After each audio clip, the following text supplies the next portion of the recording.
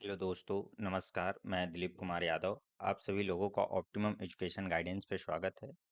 तो दोस्तों, देखो, जो यानी कि अभी कितने पदों पे निकली है भर्ती, तो 69,706 पदों पे भर्ती निकली है। तो इस पे कुछ बदलाव किए गए हैं। तो परीक्षा के नियम पे 5 बड़े बदलाव हुए हैं। अब वो कौन कौन से हैं? तो देखो, पहला तो यही है कि पहले कितने चरण में यानी कि परीक्षाएं हो रही थी, यानी कि 2 दिन में हो रही थी। तो एक पे बॉयज़ की हुई थी और एक पे गर्ल्स पे। तो उन्होंने कई लोगों ने बोला था कि गर्ल्स लोगों का पेपर इजी आया था ऐसा। तो इसके चलते उन्होंने जो पेपर है वह कितने दिन में किया है, तो बल्कि वह 2 दिन नहीं बल्कि एक ही दिन होगी। तो ये सबसे बड़ा बदलाव हुआ। और दूसरा है कि जो यानी कि भाग फर्स्ट था, जो क्वालिफाइंग था, जो 30 नंबर का होना था, तो उसमें जो 8 प्रश्न है वह इंग्लिश के होंगे। क्वेश्चन की बात करें तो जो 8 क्वेश्चन होंगे वह किसके होंगे? इंग्लिश के होंगे। ठीक। और जो 22 क्वेश्चन होंगे, तो 22 क्वेश्चन किसके? हिंदी के होंगे। अब इसमें से कितने परसेंट क्वालिफाइंग था? तो 30%, मतलब कि 9 नंबर। ठीक, कितने? 9 नंबर लाना जरूरी रहेगा आपको। और तीसरा था कि द्वितीय चरण में किसी भी योग्यता व अर्हता के लिए अपेयरिंग अभ्यर्थी को मौका नहीं दिया जाएगा। तो जो अपेयरिंग वाले हैं, तो उनको मौका नहीं दिया जा रहा है। ठीक। और चौथा था कि विषय कॉम्बिनेशन चुनने में गलती करने पर दोबारा मौका नहीं दिया जाएगा।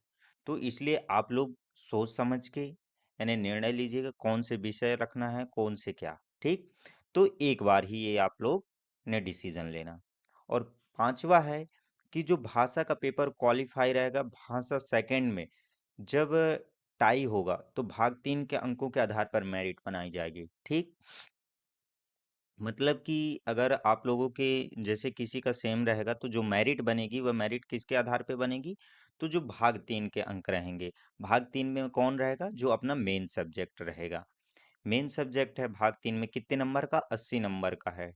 ठीक। तो उसके आधार पे मेरिट बनाई जाएगी।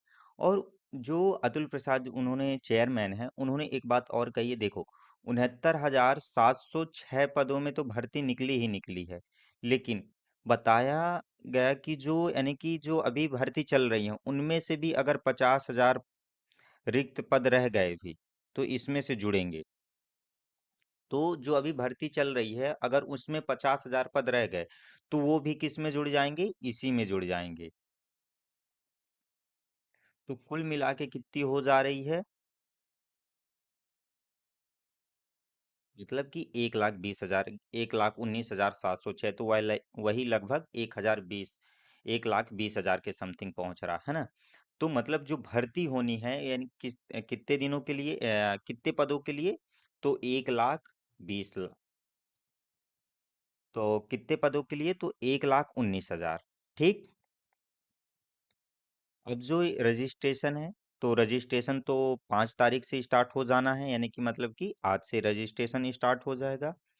ठीक। और उन्होंने जो अभी बहाली यानी फर्जी तरीके से कई लोगों भरे थे, तो ये बिल्कुल नहीं रहा। क्योंकि बायोमेट्रिक इस बार कर दिया है। बायोमेट्रिक से आप लोगों के, देखो यहाँ पे लिखा है कि फर्जी और गलत अभ्यर्थी चयनित नहीं हो सकते। इसकी तैयारी क्या है? तो इसकी तैयारी ये है कि जो 3 स्तर पर फिल्टर होगा, मतलब कि पहले वेरिफिकेशन, फिर जब नियुक्त हो जाएंगे तो उनका बायोमेट्रिक से मिलान होगा। और बायोमेट्रिक की अलग से भी फीस लग रही है। वहाँ पे भी फीस पे भी जब हमने चर्चा किया था, तो फीस में भी बायोमेट्रिक की फीस कितनी अलग से है? 200 रुपये। ठीक। तो ये बड़े बदलाव हुए हैं। और क्या बिहार के अलावा अदर स्टेट वाले आवेदन कर सकते हैं? तो बिल्कुल। जो बिहार के अलावा अदर स्टेट के हैं, जैसे उत्तर प्रदेश, मध्य प्रदेश, राजस्थान, तो वहाँ के भी बच्चे आवेदन कर सकेंगे, ये बिल्कुल लिखा हुआ है। ठीक। और वह किस में रहेंगे? तो जनरल कैटेगरी पे आएंगे। तो ये रही आप लोगों की यानी कि 5 बड़े बदलाव। तो देखना, आप लोग जो विषय कहा, इसको सोच समझ के आप लोग चूज करिएगा। ठीक। चलिए, मिलते हैं आप लोगों से नेक्स्ट वीडियो में। जय हिंद, जय भारत, धन्यवाद।